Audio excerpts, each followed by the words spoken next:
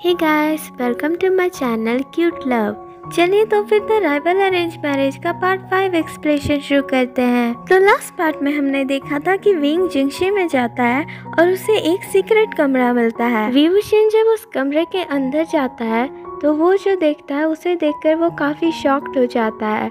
वो वहाँ वांगजी के जैसे एक इंसान की पेंटिंग देखता है और उस कमरे में एक लेडी की भी बहुत सारी पेंटिंग होती है और उस रूम में काफी सारे पेपर भी पड़े हुए रहते हैं। विंग उन पेपर्स को उठाकर पढ़ने लगता है और वो लेटर्स मैडम लैन के लिए होते हैं। गाइस, मैडम लैन वांगजी की मदर है, तो वो लेटर्स मैडम लैन के लिए क्विंग हेंजुन से था। उस लेटर पर लिखा हुआ था कि मुझे माफ कर दो, मुझे पहले से ही पता था कि तुम मुझे कभी भी पसंद नहीं करती थी और उस दिन भी जब हमारे बीच वो सब हुआ वो तुम्हारी हीट के वजह से हुआ था। तुमने कभी भी मुझसे प्यार नहीं किया था, लेकिन एल्डर्स की वजह से तुम्हें मुझसे शादी करनी पड़ी। मैं जानता था कि तुम मुझसे कभी भी शादी नहीं करना चाहती थी, लेकिन मैं उस समय काफी सेल्फिश हो गया था। मैं तुम्हें हमेशा से अपने पास रखना चाहता था। मुझे लगा था कि हम दोनों की शादी हो जाने के बाद तुम्हें मुझसे प्यार हो जाएगा, लेकिन तुम्हें कभी भी मुझसे प्यार नहीं हुआ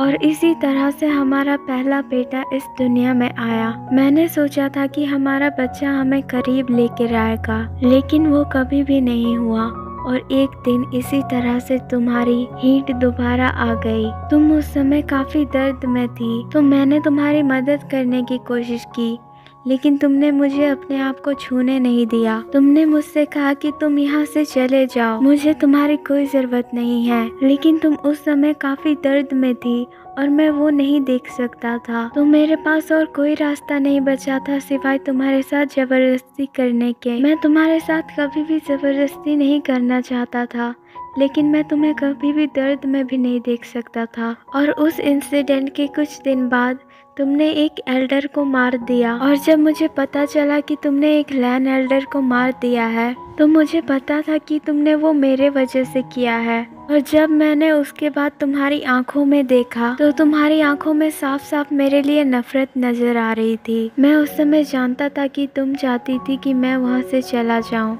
लेकिन मैं उस समय वहाँ से नहीं जा सकता था क्योंकि मुझे जानना था कि लैन के एल्डर्स तुम्हारे साथ क्या करेंगे। मैं नहीं चाहता था कि एल्डर्स तुम्हारे साथ कुछ गलत करें। तभी एल्डर्स ने कहा कि तुम्हें अपनी सारी जिंदगी एक घर में बितानी पड़ेगी, क्योंकि हमारा बेटा सिचन उस समय काफी छोटा था और उसे अभी तुम्हारी बहुत जरूरत थी। इसी वजह से एल्डर्स ने तुम्हें कोई बुरी पनिशमेंट नहीं दी। मैं वो जानकर काफी खुश था कि सिचन की वजह से तुम सेफ थी। तभी मैं एल्डर्स के पास गया और उनसे रिक्वेस्ट की कि वो तुम्हें जिंगशी में रखें और एल्डर्स ने मेरी वो बात मान ली। और तब मैं यहाँ आया और तुम्हारे लिए ये लेटर लिखने लगा। और जैसा कि तुम चाहती थी कि मैं अब यहाँ से चला जाऊँ, तो मैं अब यहाँ से जा रहा हूँ। लेकिन जाने से पहले जो बात मुझे तुमसे कहनी थी तो वो मैं इस लेटर पर लिख के जा रहा हूँ। मुझे तुमसे ये कहना है कि मुझे माफ़ कर दो। मुझे पता है कि ये वर्ड मुझे तुमसे तुम्हारे सामने कहनी चाहिए, लेकिन मैं तुमसे नजरें नहीं मिला सकता, क्योंकि जितने भी चीज़ें मैंने अपनी ज़िंदगी में की वो तुम्हें सिर्फ पाने के लिए की। मैंने कभी भी तुम्हारे बारे में नहीं सोचा। मैंने जब भी सोचा तो मैंने सिर्फ अपने लिए ही सोचा। इसलिए मैं इस कमरे में अपनी एक पेंटिंग छोड़कर जा रहा हूँ। तुम उस पेंटिंग के साथ कुछ भी कर सकती हो।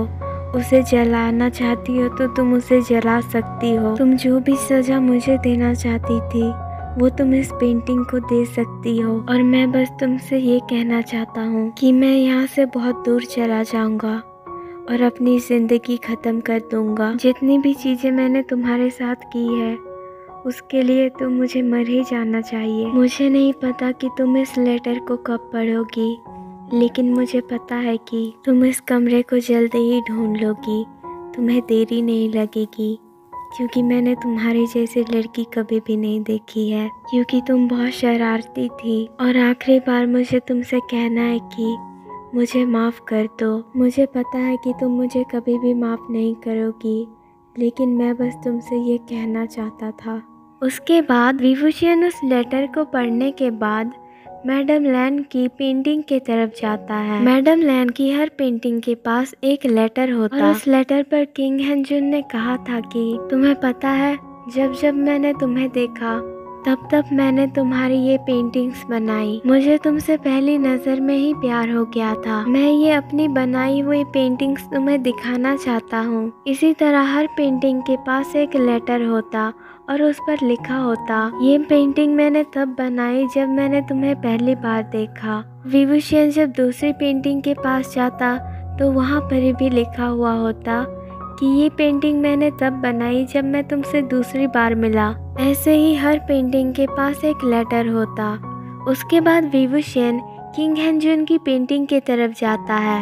विभूषण जब किंग हेंजुन की पेंटिंग को देखता है तो उस पेंटिंग पर जरा से भी खरोच नहीं थी, बस उस पर धूल जमी हुई थी। और किंग हेंजुन की पेंटिंग के पास भी एक लेटर होता है और उस लेटर पर बस इतना ही लिखा होता है कि मैंने तुम्हें माफ कर दिया। उसके बाद विभूषण किंग हेंजुन के पेंटिंग को देखकर कहता है कि ये तो लंचा के जैसे दिखते हैं। तभी विभूषण किंग हेंजुन के पेंटिंग को अपने हाथों में पकड़ता है। तभी किंग हेंजुन की पेंटिंग के पीछे से एक और लेटर गिरता है। विभूषण किंग हेंजुन के पेंटिंग को साइड में रखकर उस लेटर को पकड़ता है। विभूषण जब उस लेटर को खोलकर पढ़ता है तो वो शॉक्ड हो जाता है, क्योंकि उस लेटर पर लिखा हुआ होता है कि क्या तुम मेरी डॉटर इन लॉ हो। विभूषण अपने मन में सोचता है कि भला इस लेटर में ऐसे कैसे लिखा हो सकता है। ऐसा सोचकर विभूषण उस लेटर को पढ़ना फिर से शुरू कर देता है। लेटर पर लिखा हुआ होता है कि क्योंकि मुझे नहीं लगता कि मेरे दोनों बेटे इस कमरे को खोज पाएंगे, क्योंकि मेरा पहला बेटा सिजान इस घर को मेरे जाने के बाद इसी तरह से रखना चाहेगा और मेरा दूसरा बेटा वांगजी मुझसे बहुत प्यार करता है। हालांकि वो दिखाता नहीं है, तो मुझे नहीं लगता है कि वो भी इस कमरे को ढूंढ पाएगा, क्योंकि वो भी चाहेगा कि मेरे जाने के बाद सारी चीजें उसी तरह से रहे जैसे वो पहली थी। तो तुम जरूर मेरी डॉटर इन लॉ होगी, और अगर तुमने इस कमरे को ढूंढ लिया है तब तो तुम थोड़ी मेरी जैसी शरारती होगी, और वांगजी को थोड़े शरारती लोग पसंद है। तभी विभूषण अपने मन में सोचता है कि मैं थोड़ा शरारती नहीं हूँ, मैं कुछ ज्यादा ही शरारती हूँ, और आपका बेटा मुझे बिल्कुल भी पसंद नहीं करता है। मुझे तो लगता है कि वो मुझसे नफरत करता है, और भला वो क्यों ना करे।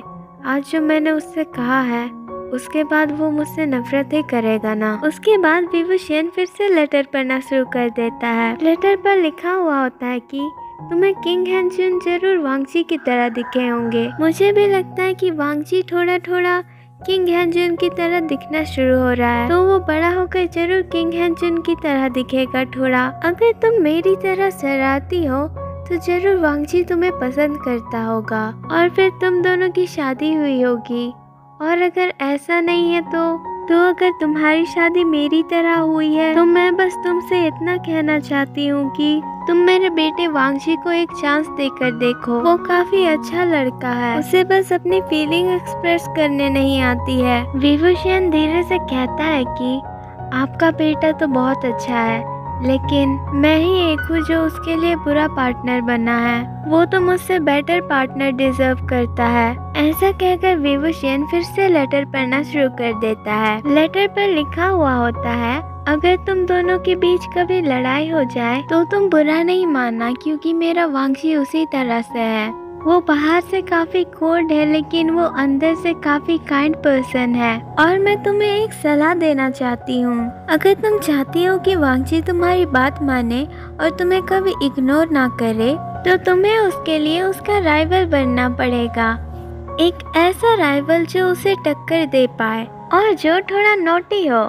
और वो तो तुम पहले से ही हो। जैसे कि एक लड़का दूसरी लड़की से फ्लर्ट करता है, उसी तरह से तुम्हें अपने हस्बैंड के साथ फ्लर्टिंग करनी पड़ेगी। विभूषण ये पढ़कर खांसने लगता है। विभूषण अपने मन में सोचता है कि मैंने तो हर तरह की लड़की से फ्लर्टिंग की है, अल्फा से, बीटा से, ओमेगा से भी, लेकिन मैंने कभी किसी लड़के से फ्लर्टिंग नहीं की है। विभूषण अपने मन में सोचता है कि अब ये मेरा हस्बैंड है और मदर ने मुझसे खुद कहा है कि मैं इसके साथ फ्लर्टिंग करूं। ऐसे भी मुझे सिर्फ लंचा से अपनी बात मनवानी है। तो मैं भला उसका राइवल क्यों नहीं बन जाता हूँ। ऐसे भी मैं उसे टक्कर दे सकता हूँ। नॉटी हूँ और मैंने बहुत सारी लड़कियों से फ्लर्टिंग भी की है, तो फिर मेरा हस्बैंड कौन सी खेत की मूली है। ऐसा सोचकर विविशियन मैडम लैन के पेंटिंग को देखते हुए कहता है कि मदर, आप तो काफी अच्छी हैं। पता नहीं मैंने आपके बारे में वो सब क्यों कह दिया। मैं जरूर पागल हो गया होऊंगा जो मैंने लंचा से आपके बारे में वो सब कहा। आप कितनी अच्छी हो, काश कि मैं आपसे एक बार मिल पाता। पता नहीं कि लंचा आपके जाने के बाद कितना दुखी हुआ होगा। ऐसा सोचकर विविशियन फिर से लेटर पढ़ने लगता है। लेटर पर लिखा हुआ होता है, तुम पहले उसकी फ्रेंड बनकर देखना, और मुझे तुमसे एक और बात कहनी थी। तुम मेरे बेटे वांगजी के साथ हमेशा रहना, उसे कभी छोड़कर मत जाना। तुम प्लीज मेरे लिए कम से कम इतना तो कर ही सकती हो। और क्या तुम वांगजी से मेरे लिए ये कह सकती हो, वांगजी मैं तुम्हें हमेशा से प्यार करते आई हूँ और आगे भी करती ही रहूंगी। मुझे माफ कर देना कि अब मैं तुम्हारे साथ नहीं हूँ। और तुमसे एक बात कहनी थी, तुम कभी भी कुछ अपने दिल से करना चाहो और ये क्लैन के बुड्ढे तुम्हें वो करने ना दे, तो तुम कभी भी उनकी बात नहीं सुनना। तुम बस अपनी दिल की सुनना, और देखना आगे जाकर तुम रिग्रेट नहीं करोगे कि जो तुमने किया वो गलत था। तुम बस वांगजी से मेरे लिए इतना कह देना। और हाँ, वांगजी के लिए राइवल का मतलब एक दुश्मन है जो उसे प्यार करे। और मुझे पता है कि मेरी डॉटर इन लॉ मेरे वांगजी की राइवल बन सकती है। विविशियन जब उस लेटर को पढ़ लेता है तो उसके आंखों में आंसू आ जाते हैं। विविशियन अपने आंसू पोंछते हुए कहता है कि लंचा, कल से तुम एक नए विविशियन को देखोगे। ऐसा कहकर विविशियन उस सीक्रेट कमरे से बाहर निकलता है और उस डोर को फिर से बंद कर देता है। उसके बाद हम देखते हैं कि सुबह हो चुकी होती है और वांगजी हमेशा की तरह 5 बजे उठ जाता है। उसके बाद वो अपने पूरी रूम में देखता है, उसे पूरी रूम में विविशियन कहीं नहीं दिखता है। वांगजी अपने मन में सोचता है कि क्या कल रात विविशियन या जिंगशी वापस नहीं आया था। मैं भला उसके बारे में क्यों सोच रहा हूँ। वो यहाँ आए या ना आए, मुझे उससे कोई मतलब नहीं। ऐसा सोचकर लैन वांगजी तैयार होकर गुसु लैंड सेक्ट के लेसन्स के लिए जाता है। लैन वांगजी जब वहाँ पहुँचता है तो वो वहाँ विविशियन को देखता है। लैन वांगजी अपने मन में सोचता है कि ये इतनी जल्दी आज यहाँ कैसे। लेकिन लैन वांगजी वो सब सोचना छोड़कर अपनी लेसन्स लेने के लिए अपनी सीट पर जाकर बैठ जाता है। उसके बाद वो विविशियन को घूर कर देखने लगता है। विविशियन भी लैन वांगजी की तरफ देखकर अपना हाथ हिला देता है, लेकिन लैन वांगजी उसे इग्नोर कर देता है। तभी विविशियन अपने मन में सोचता है कि ये कोल्ड लंचा कभी नहीं सुधरेगा ना। अगर मदर मुझसे नहीं कहती कि मैं उसे एक चांस दूं, तो मैं इसे एक चांस भी नहीं देता। मुझे लगता है कि इन लैन क्लैन के बुड्ढों ने लंचा का दिमाग ही खराब कर दिया है। इतना कोल्ड भला कोई कैसे हो सकता है। वो सब सोचने के बाद विविशियन फिर से लेसन्स लेना स्टार्ट कर देता है। उसके बाद लैन कुरन उन लोगों से कहता है कि आज तुम्हें स्वॉर्ड प्रैक्टिस के लिए बाहर जाना पड़ेगा और तुम्हारी स्वॉर्ड प्रैक्टिस का टीचर होगा लैन सिचैन। विविशियन को यह सुनकर काफी अच्छा लगता है कि कोई कोल्ड पर्सन उनकी स्वॉर्ड लेसन्स नहीं ले रहा, और खास करके ये बुढ़ा लैन कुरन।